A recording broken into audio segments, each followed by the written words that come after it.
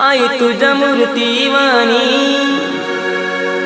या जगात मूर्ती नाही।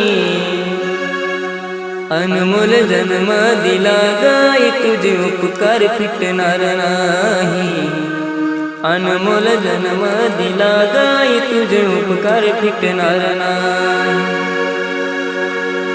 बालपणी मी खेळत खेळत